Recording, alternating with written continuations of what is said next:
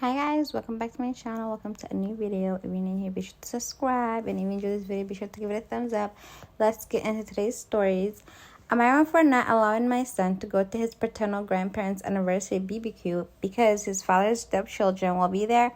I, 33 female, have a 7-year-old son with my ex, 35 male. Almost a year ago, I was given full custody of our son, and my ex was awarded supervised visitation. The reason for this was the abuse our son was suffering at the hands of his father's stepchildren, 12 and 13. This was a very difficult battle to win. It started 3 years ago when my son came home from his father's house and my ex announced he got remarried over the weekend and he wanted me to pay half toward the clothes he bought our son for the wedding because they got ruined. Of course, I didn't pay half, but I did ask why he expected me to pay and why the clothes were ruined. He said he felt like we should split the cost of big items like that. Then he refused to answer how they got ruined. Later that evening, when I was bathing my son, I noticed some bruises on him and it made me suspicious. He mentioned his arms hurt and that the big kids had done it. A few weeks later, my ex called me and asked me to come and calm our son down. He said our son was hysterical and he had been unable to calm him. When I got to his house, our son was still crying and wanted to come home with me. My ex's wife said one of her kids had accidentally stepped on my son's foot, and my son got scared. But I could hear one of her kids in the background calling my son names and saying they wanted to shut him up. Over time, things got worse. There were more bruises and more days where my son would get very upset at his dad's house. I spoke to my ex, who said his stepkids were taking it bad, that their mom had remarried and that they had lost their dad only 4 years prior, and it was difficult for them. He said he and our son weren't their favorite people, but he said it wasn't a big deal. I decided to document these incidents and injuries anyway because they appeared to me my ex was not concerned our son could be at risk in his home. I mean, it's understandable. The kids are 13 and 14 or 13 and 12, and then they're taking to heart the fact that their mom remarried after losing their dad only 4 years ago. But what does that have anything to do with them hurting a 7-year-old child? Like, I'm so confused. As my son got bigger, he'd verbalize more and more about what was going on. The stepkids treated him like trash and were not embarrassed or ashamed to be rough with him. He'd get pushed and grabbed, and a lot of these accidents were happening. I put in a few calls to CPS, and they started to offer resources. It pissed off my ex, but I was worried for my son. The verbal incidents weren't on CPS radar, really, but the physical stuff they also documented, and some of my ex's family had witnessed things, and few even sent me rundowns about what happened. The incident that brought us to me getting full custody was my ex and his wife leaving the 3 kids home alone for hours together, and the stepkids dragged my son out of the house and locked him in the garage on his own where all the dangerous tools were held. My ex tried to fight for this right to retain custody, but CPS and the judge agreed it was not safe for our son. The reason he only gets supervised visits is his stepkids are not around my son. I'm sorry, but she let this go for way too long. They're getting to the point that they're dragging the boy into the garage for hours by himself. What is going? My ex's parents are celebrating their wedding anniversary next month, and they want my son there. But my ex and his family are invited and will be attending. I told them I could let them do something with him another time, but if the stepkids are there, my son won't be. They, along with my ex's oldest brother, feel like I'm being unfair and too strict and not trusting them to keep my son safe. But he wasn't in the past. I know that for a fact. Am I wrong? No, I feel like OP is not wrong at all. I feel like OP let this go for way too long. Once your child literally says, I don't feel safe at this house, I don't care if it's the daddy, the granny, or the granddaddy, why are you sending your child to this house where they're literally being bullied and physically and verbally being hurt and tortured? Like, who cares? Like, people think just because other kids hurting the kid that it's not as a big deal, versus like if a grown is hurting a child. Children can really hurt other kids, and 13 and 12 compared to a 7-year-old is a big age gap. They should know better not to be doing some foolery stuff like that. And on top of that, he's your child. If they hit him somewhere and he gets very injured, or God forbid, like something bad happens to him, he's going to be your responsibility. You're the one who's going to be losing your freedom and your time and your resources just to take care of your son. And then on top of that, you have to see your child literally suffering in pain because someone hurt him. Like, I don't know. OP is doing too much. I would not let my child around anybody who was physically or verbally harming them. She should have got the police involved a long time ago, sometime in CPS. And the thing about CPS, you guys, I don't know if anybody noticed, but CPS only likes to take children away from homes where nobody's actually doing anything to them. Anytime a child is actually going through something crazy, they're like, well, this is not really on the CPS radar, blase, blase, blase. No, OP is doing good. Take your child away from these crazy people. Top comment. I would be honest and tell them, no, I don't trust you to keep him safe. You did it in the past, and per CPS, those kids are not allowed around my kids. Exactly, like, you didn't keep my child safe in the past. What makes me think that you're gonna keep him safe right now? Like, no. Celebrate your own little wedding anniversary with those evil stepchildren and the rest of your family. They got you. Am I wrong for threatening to sue a mommy influencer? Posting for a friend who isn't on Reddit. Me, 39 female, and my husband, 44 male, are currently looking for a new home. After outgrowing our current starter home, we live in a suburb of major metropolitan area. I'm an architect and he's an attorney. Ideally, we're looking for a home that has some good bones, that we can renovate our taste since I'm an architect and we have friends who work in the trades. Long story short, we toured a house 2 weeks ago that I thought may be a good fit. There was a lot that needed to be changed and updated, but for the price listed, I thought it would be something we wanted to pursue. Flash forward about 4 days ago, I get a text from one of my friends asking if I'd seen this, with a link to an Instagram reel for a local mommy influencer, 35 female.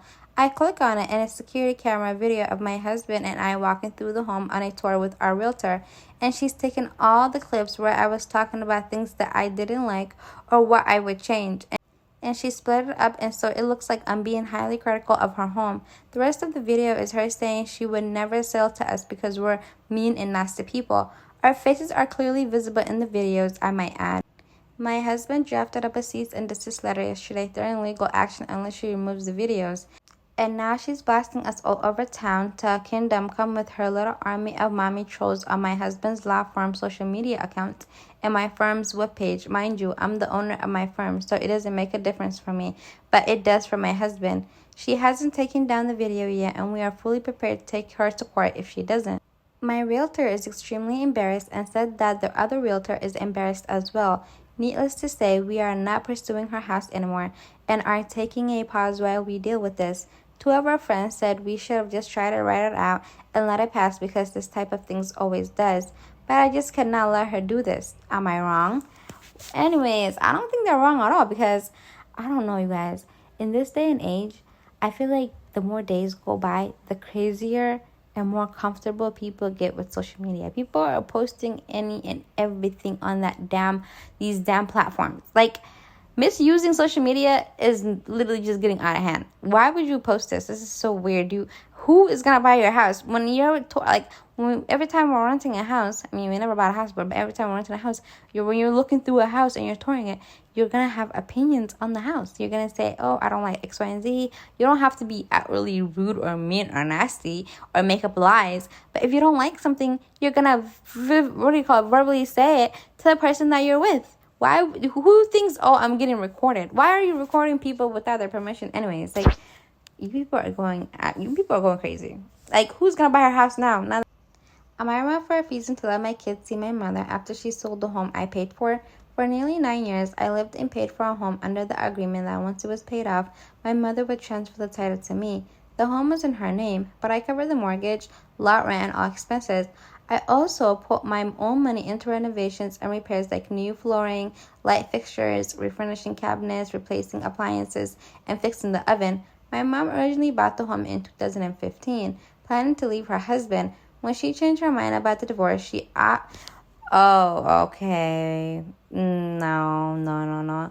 OP did. I don't care if in this day and age you cannot trust nobody. I don't give a damn if it's your mommy, your aunt, or your uncle. Why would you put money into something that legally does not belong to you? You guys are crazy. Anyways, when she changed her mind about the divorce, she offered it to me, saying it was a great way to invest my money into something for my future. I agreed and moved in, believing I was working towards ownership. In 2022, my roof started leaking. I called my mom for advice, but she didn't know anyone who could do small repairs. My boyfriend at the time, who had roofing experience, helped me fix it, and I paid for all the materials. Later, she insisted on sending out someone she knew to check the roof, since the home was in her name. I couldn't stop her. She then decided to have the entire roof replaced without my consent. When I asked about the cost, she brushed it off saying, "Don't worry, God always provides." In early 2023, she suddenly demanded $3,000 for the roof, despite never discussing payment beforehand. I told her this felt unfair since I never agreed to it. I offered to make monthly payments, but she was furious. Her final ultimatum: by early 2024, I was less than $3,500 away from fully paying off the home. I was ready to be done with all the drama, but then in February 2024, my mom raised the roof cost by another $1,500, bringing it to $4,500, and added another random fees, telling me I had 1 week to pay over $20,000 or move out. I was stunned. I asked why, and all she said was, "The choice is yours to make. You just have to decide the path to take." No explanation, just an ultimatum. When I refused, she started making my life hell. In April 2024, she showed up unannounced and refused to leave until the police made her. At that point, I had no choice. I packed my kids and moved out on May 1st, 2024. Not long after, she sold the home I had spent nearly a decade paying for, keeping all the money for herself.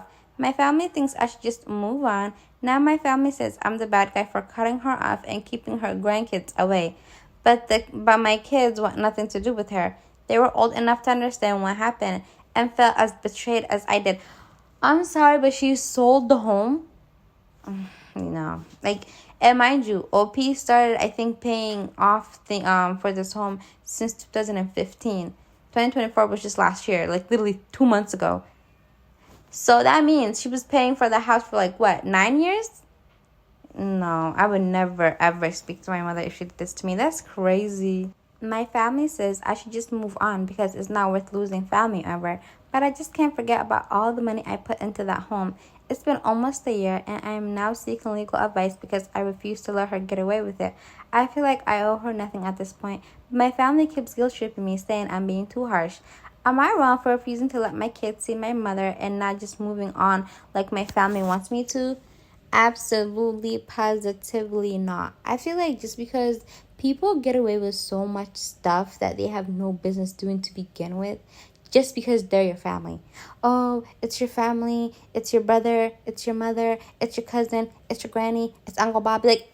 Why are people so entitled to do crazy things to you and then they get away with it because they're your family? Isn't the whole point of being a family to protect each other and to be there for each other? What type of sneaky, conniving mother literally makes her daughter pay for a house for almost 8 to 9 years, put all this money and effort and time and attention into it, and then she sells the house all because it wasn't legally her daughter's house? And then she's the one who even offered it and said, "Oh, well, you should just, get this house that I already, bought legally and that's under my name because it's something for you to, oh my God. I can't even, this is so conniving, y'all."